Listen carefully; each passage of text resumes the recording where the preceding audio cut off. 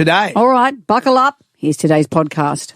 Jonesy and Amanda's Well, our next guest, Australian rock legend and co-founding member of INXS, 4 decades on from the birth of that band, this man has become the first member to release a solo album, and we're thrilled to hear it and to have him here with us. Andrew Farriss, hi. Hi, how are you? Very well. Good to see you again. Thank you. So you're the first one to release a solo album. Yeah, I don't know how that happened. I seem to always be first through the door, doesn't matter what I do in my life.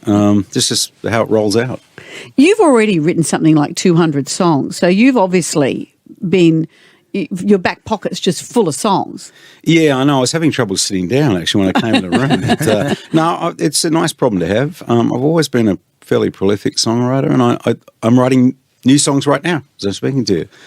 Even though I should be promoting the ones I'm sitting here talking to you about. Yep. But as you're talking to us, you're scribbling songs. But 200 Exactly. songs, how do you know which one's good and which one... Because there'd be songs that you'd sit there and go, this is great. Yeah.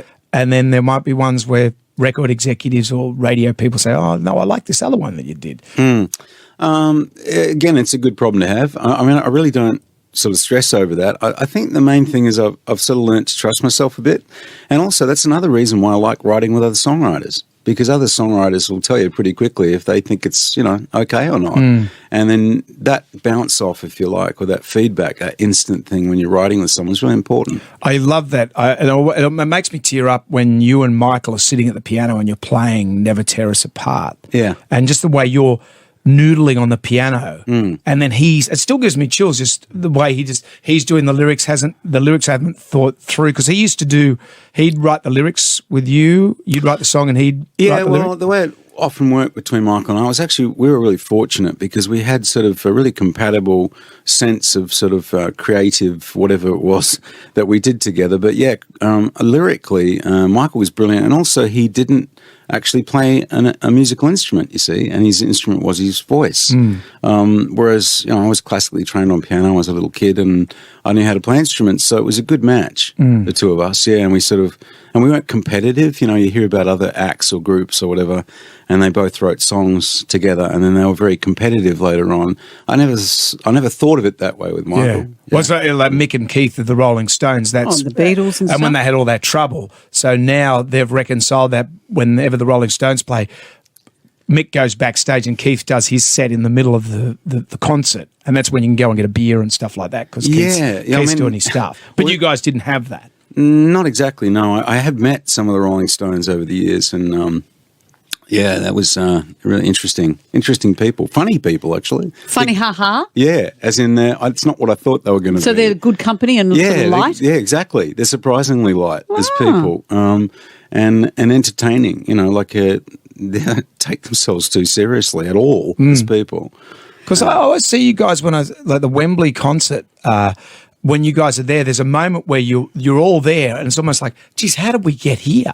There's a look of this astonishment on your face. Yeah, well, actually, I think Bill Wyman was wandering around backstage. In fact, there was so many people that were quite well known who you'd know wandering around. I got really nervous about that, just, the backstage area of that concert. So I thought, where can I go be by myself for a minute, because I need to gather my thoughts. So I just sat in the toilet with a beer and had a cigarette before I went on stage. Because it's the only place I could think to go where there wasn't someone in my face, That's what it was like. Casual. And are you finding now you're presenting your own songs you've written on your own? Yeah. Have you got a sense of nerves about it again? They're good nerves. Yeah, I make sure, I'm about to go on tour, which I'm excited about. I'm going to tell everybody I'm doing a tour coming up, and obviously around Australia, except Tassie, because at the time we booked it, we couldn't go down there, and NT, I want to get up there too. But for the rest of Australia, including New South Wales, we head out and tour. But I get nerves, but nerves are important. They're just part of what you do, really. But yeah, I'm a bit nervous about it. It's a good phase to be in, isn't it? And how do you feel then sitting down at a piano and you now coming up with the lyric? I'm okay with that.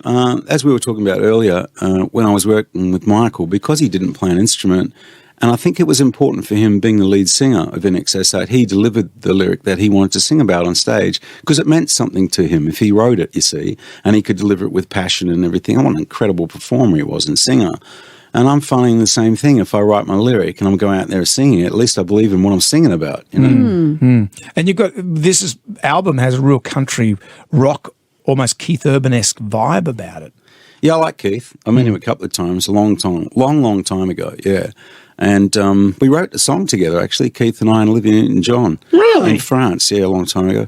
But yeah, no. Very casual. They just slipped your mind. They just came to stay in the chalet, and next minute you're writing a song. Actually, it was a castle in the Périgord district of France. Yeah. Wow. Yeah. Right. So Keith and Olivia just came over to stay In your and wrote castle? a song. And no, this it just wasn't came quite to you. like that. No, it was actually about And 3 this months. just came to you now. It was about 3 months after my mum passed away of cancer, and I was living in England at the time. I lived in England for only 5 years, and Miles Copeland had a castle in the Périgord district of France. It was, believe it or not, 12th century castle next door to Richard the Lionheart's castle, of course, as you do. Yep. And he was having a songwriters retreat there. Some people who've been there might understand where I'm talking about, what it was, but basically his idea was to get groups of songwriters like-minded to write songs. And when I got there, Keith and Olivia happened to be there, and I'd met Keith before. I'd never met Olivia before. What a lovely lady. Beautiful. Yeah. And then, of course, Keith's a nice guy. He's all And right. did you find that your sensibilities converged in a good way? Yeah. No, it was interesting too because,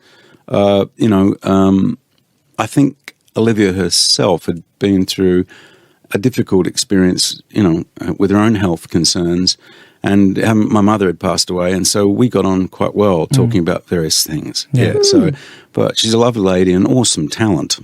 And can I ask you, 12th century castle, but modern plumbing? Yeah. Yeah, modern plumbing. And There's always a downside to Because those that's where they got the places. long drop from. I was watching, the long drop toilet, as we know in the castle. Right. So in the old days, modern plumbing, the Lord would be upstairs and there was a shaft that ran down the side of the castle. And then there was a guy that used to have to shovel that out. But raiders would attack the castle by going up the shaft. Up the shaft. Who Well, wants let's leave that that one job? alone. But I was going to say, that I think that's highly likely. Yes, yes. So that's the sort of thing I'd do, is go up a big shaft like that if I was going to invade a castle. Well, you work in the music business, you're well familiar with shafting. Climbing up a backside. Not really. Anyway, yeah. Andrew, I think I know what you mean. the self-titled album is now. Can we hear Good Mama Bad? I love Good Mama Bad.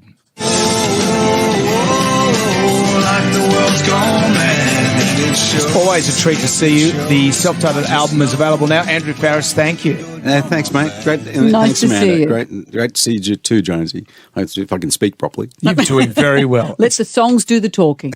Jonesy and Amanda's Jam Nation.